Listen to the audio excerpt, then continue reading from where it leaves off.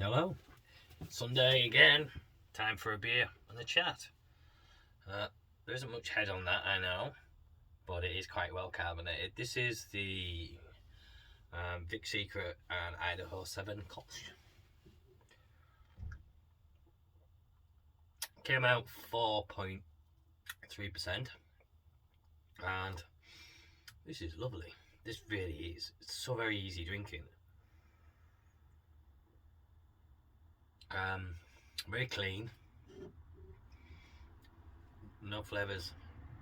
What flavours? Very clean, but it's very cold at the minute. It's about 3.6 degrees according to my ink bird in there. So this is a very cold beer.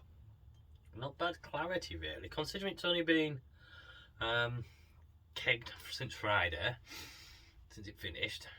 I cold crashed it with the glycol chiller. Oh man, that glycol chiller.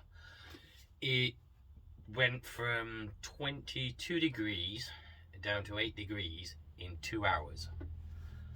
My fermentation fridge couldn't compete with that. That was just outstanding. That's a real good cold crash. So I imagine I'm gonna get a lot better. I mean, this is quite. It is hazy. It's a slight haze to it anyway, and it's a bit of moisture on the glass, but that's not bad for only a couple of days. No finings or anything. A bit of Flock at 15 minutes in the brew itself, but other than that, no other finings, and it's only been in the keg a couple of days, so this is going to be very, very clean. Definitely a summer sipper, that. Oh, not even a sipper really, that's a summer session.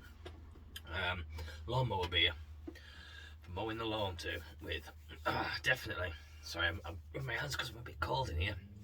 And I've turned the heater off because it distracts on the video. Anything else to talk about? Well, yes, I watched Crewwolf did a video on G30 camlock sort of modification kit that you could get from Brew Keg Tap, and so I bought it. So it did such a good video of just showing me how easy it was to put together. So I thought, yeah, that sounds easy enough. So I've got one. I haven't put it together yet myself. Got that's the Spar Jam. Not Spar Jam, is it? What am I talking about? It's just a recirculation bar by doing the recirc, and then you have the other bit here that goes on the counterflow chiller, and the bits that sits on the grandfather from the pump. So yeah, I got that. I got that to fit. I kegged. Yes, I've kegged the Kolsch. The sugar wash is nearly done. There's a few more days to go on that, and it's fizzing away nicely. So I'm looking forward to that being done. And what else have we got? I'm all set to brew proper vacant gesture. I was going to do that this weekend. I just haven't got round to it. So I'm going to get that done. Possibly Tuesday, I think I can get it done on Tuesday, so I'll do that beer on the Tuesday and put it away, and then that should be just in time for Christmas. And talking of Christmas, below this lot is a box which is my Secret Santa, not that I've received. That's the box I've done ready for sending, and it was the first time using the iTap, and wow, once you're all set up with the thing, you've got it all in place, it's just so easy to bottle. It is brilliant. I don't know why no one had thought of this before. It is just absolutely spot on.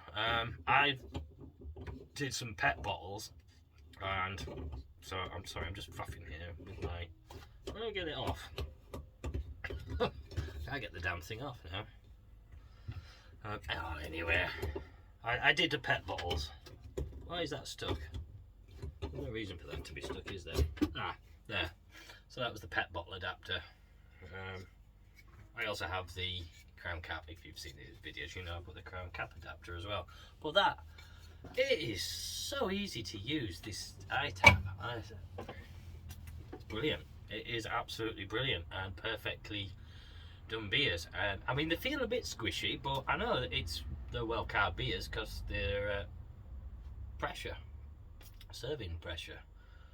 So they should come out alright. So I am sending for one person. I'm sending one of my Hey Little Citra, which is about to go actually, that's going to go, but it's absolutely bang on at the minute.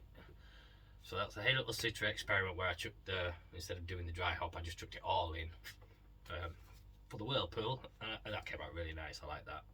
And the Nipa, which is now actually just hits that peak point.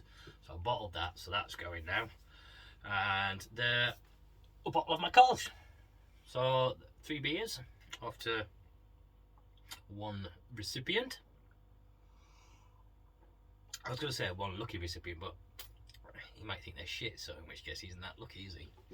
I took a few other bits in there as well, so hopefully be a nice little treat for somebody.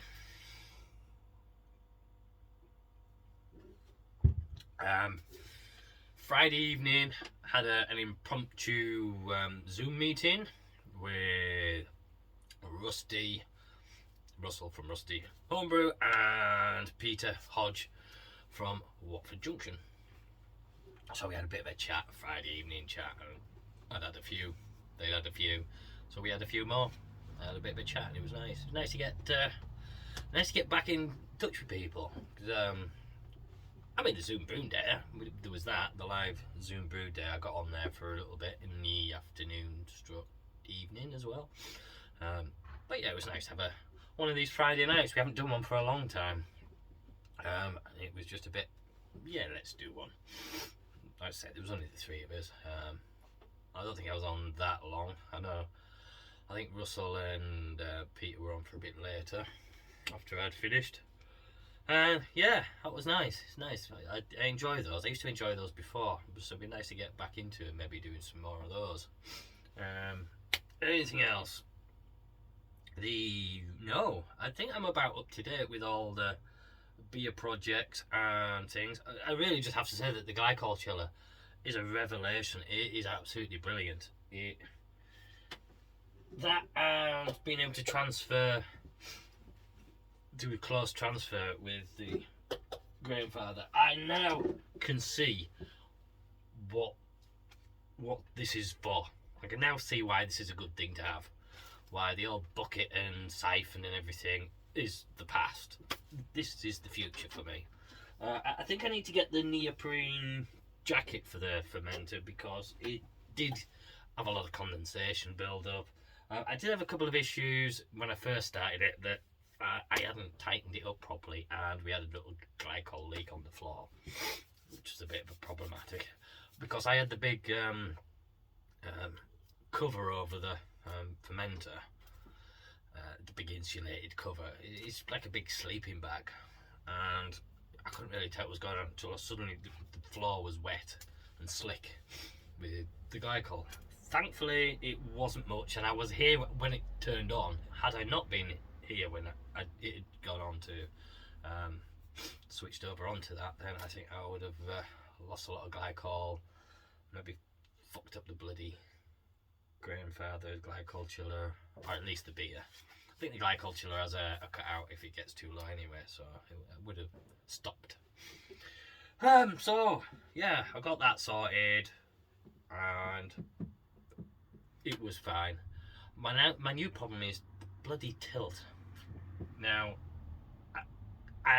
it's one that nobody really talks about, is the fact that you have to have something open all the time recording it. So like, I'm gonna have to have, if I have it, I'm gonna have to get something that keeps my maybe use my old Samsung tablet. I'll bring it down, or an old phone even. I've got a couple of old phones. I might use an old phone, set it up on that and have it plugged in, switched on, and recording it, the information, because it just disappears on me, and the battery's dead already. I've only used it for 2 sessions. I mean, the batteries are supposed to last ages on them, I think. So, I mean, is it the battery with the Duracell? I bought them brand new Duracells, and yeah, it's just, I don't know whether it's my tail. Well, anyway, talking of that, I've been looking at the Kegland pill, and that's their version of like an ice spindle and a tilt, and it looks really good. And it's only at the minute in Australia they're selling it for about $69, I think, which worked out about £40. So if they put that onto AliExpress, like a lot of their stuff is now, a lot of their stuff's on AliExpress, that could be a go-to. I mean, we're talking maybe 50 quid delivered. Maybe have to add VAT on top of that. I'm not sure how their tax varies to our taxes and such, the import duties and that. It could be that we end up having to pay what, 60 quid compared to 150, which is the bloody tilt. And that is the pill is wireless as well as Bluetooth, so you can have it wireless, so it uses up the battery a bit quicker. Well, no fucking problem for me with that, seeing as it killed the battery in 2 bloody brews without being able to record it and see. I had to come in here, I had to put my phone on and try and connect to it, and I could see, and then it would send the information. That was it. I'd get it like whenever I come in here.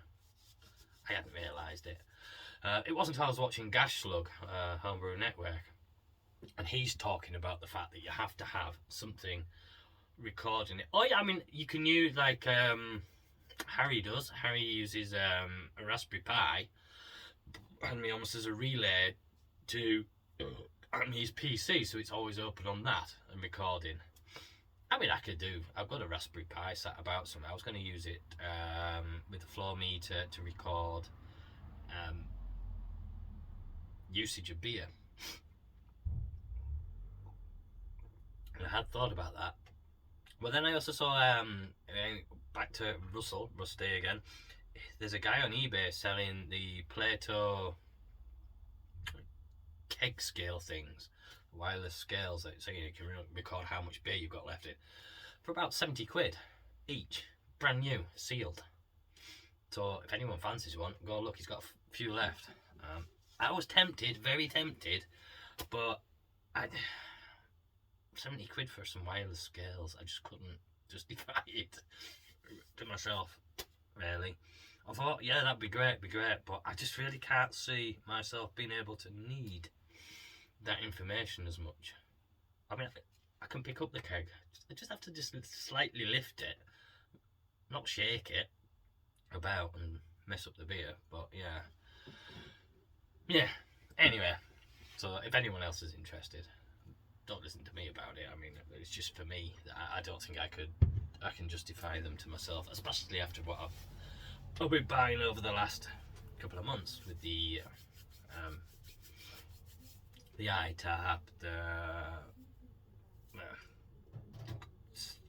glycol chiller. I mean, that was a birthday stroke Christmas present from the wife, my 50th, as well as Christmas, and from the kids. But like the G30 conversion kit for the cam locks. I got the small batch malt pipes for the grandfather, a jacket for the grandfather. So I bought a few things recently. There's stuff I'm still waiting on the adapters. That doesn't matter, does it? I can't show. Anyway, I'm still waiting for the I can't remember what you call them, the joints for the ball lock, so I can set up the beer pump so that I can drain it and clean it without disconnecting it, the whole thing. I'm still waiting on them. They were supposed to be here over a week ago, but it turned out when I went back and looked at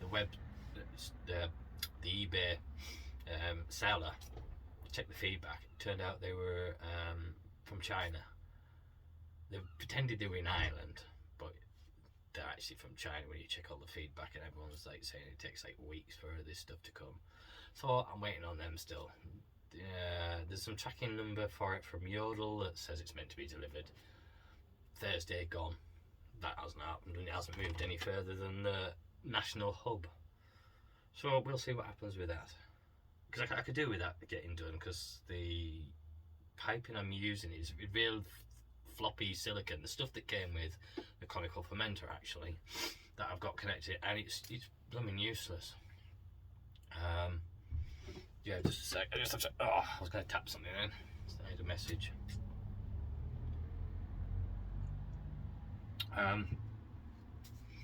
Yeah.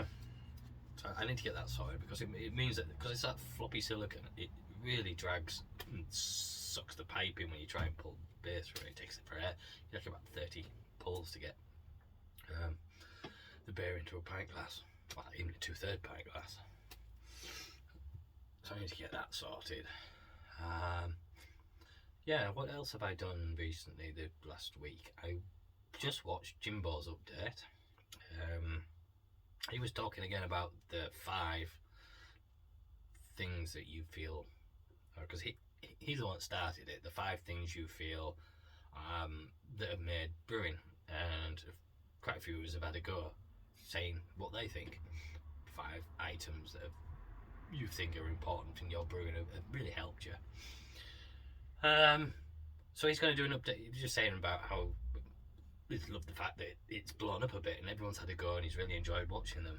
And he's going to do an update. I think he's going to do an update on that in the future.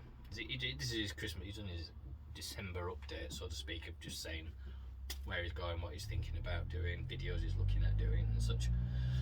So go check Jimbo out. I don't think I've watched much more this week. I watched Mark Warburton's video with the G30 mod. There is a guy, and I can never remember his name when I come to sit down and watch him, when I come to talk about him. He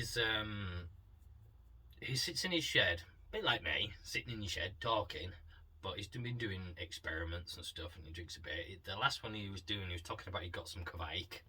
Accidentally, it had gone a bit lively and overflowed onto his lid of his fermenter, and it had dried. So he's got some dried Kveik that he was going to then see if he could bring back to life, and he was making a starter with it. Then he then drank the Taddy Porter, the old Sam Smith's Taddy Porter, and he was talking about that. Now I'll try and put a link down below on this one guy, because I do love him. It's very interesting. He was talking about the Sam Smith's Yorkshire Squares and how they work and such. I always find his informative and interesting, his videos. It's very good. It's just sitting and talking just like I am, but it's quite informative rather than just me waffling about what I'm doing. It tells you interesting facts and things.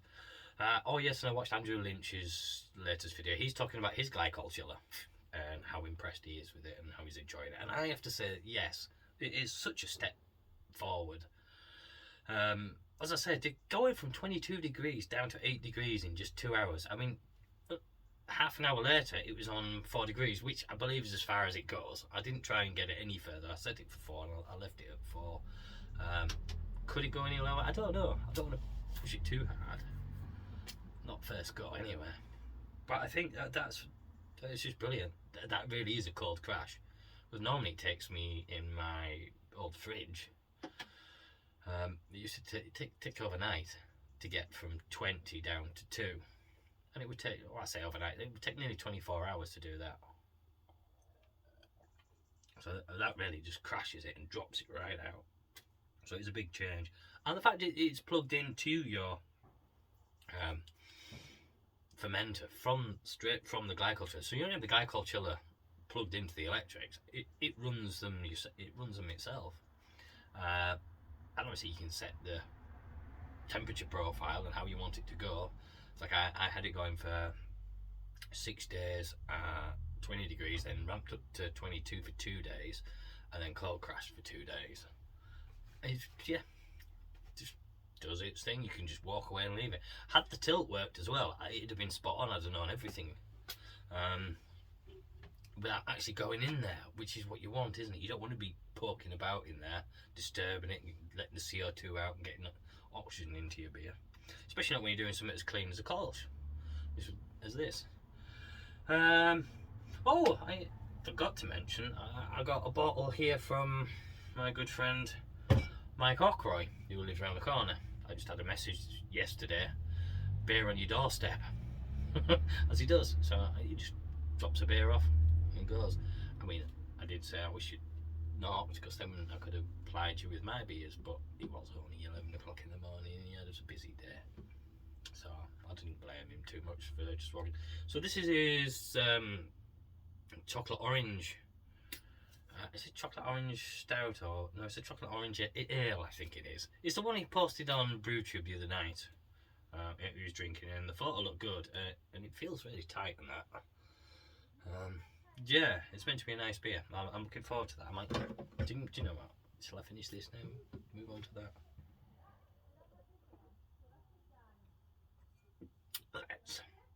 Let's open it and see what it's like. Sorry, Mike, I'm putting it in the same glass, but you said serve it sort of best at about 12-15 degrees. Well, it's just reasonably warm. Little hiss there. Ooh, I can smell it already. Ooh, it was a nice little aroma there. Yeah, it's definitely like a bitter, isn't it? It'll come off his keg. I am assuming. I don't think he bottles much anymore. I don't blame him. I don't blame any. No, that's clean. The bottom there. So that's yes. That's a bitter, isn't it? Ooh, I can smell that. There's a smell there that immediately, and I don't know what it is.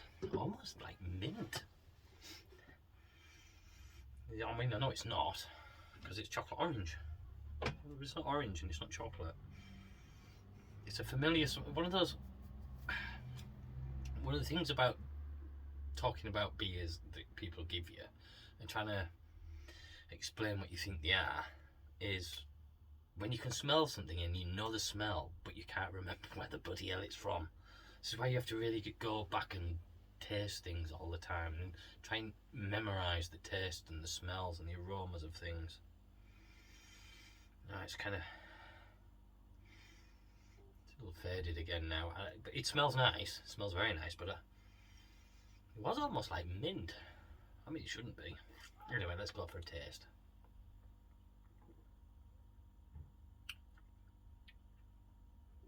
Definitely what that aroma was is in the taste. Oh, I got it in the chocolate now. Chocolate on the back end there.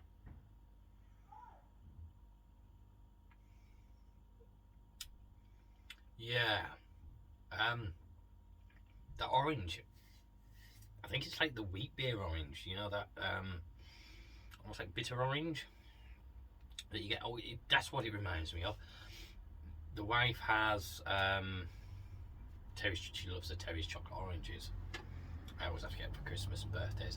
Any time, if I've been naughty, something, you know, I've done something and I've bought something I shouldn't, kind of thing, or whatever. I've been out late. I come back later than I said I would. Then the best thing for me to do ever is to buy her a chocolate orange because she fucking loves them. Yes, that's what I'm smelling. The smell of a chocolate orange. Yes. Yeah.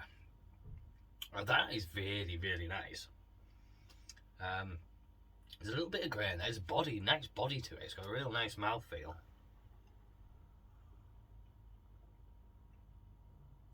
And it's not like you're not getting oranges and then chocolate. It's orangey chocolate all in one. That, Mike. Cheers, mate. Mate? I meant to say Mike and then I went mate and it came out mate. You know the accent. Sorry.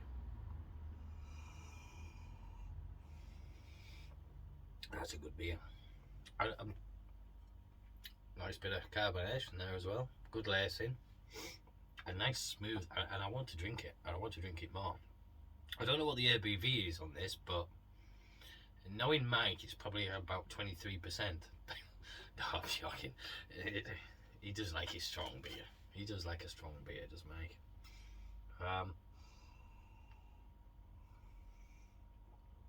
I would say maybe based on the mouthfeel. Can I get the taste of it? That chocolate just at the back end again. Right at the back end is just that. It's a beer, but then it's chocolate. You know what it's like. You get it with the stouts and that, but with the roastiness, this has no roastiness whatsoever. It's malty, so you get an initial maltiness.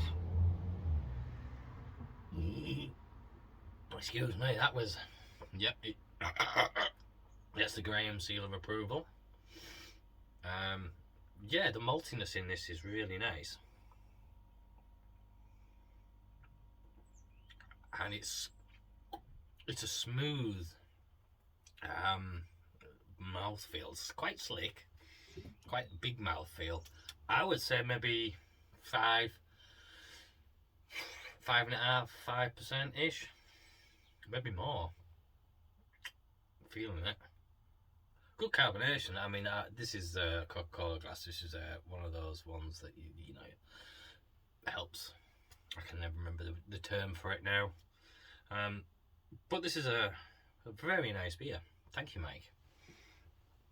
Okay, we're on to 26 minutes already. I'll have to call this a day. We won't talk about football and fantasy football now. I'm catching you, Mark. I know you don't.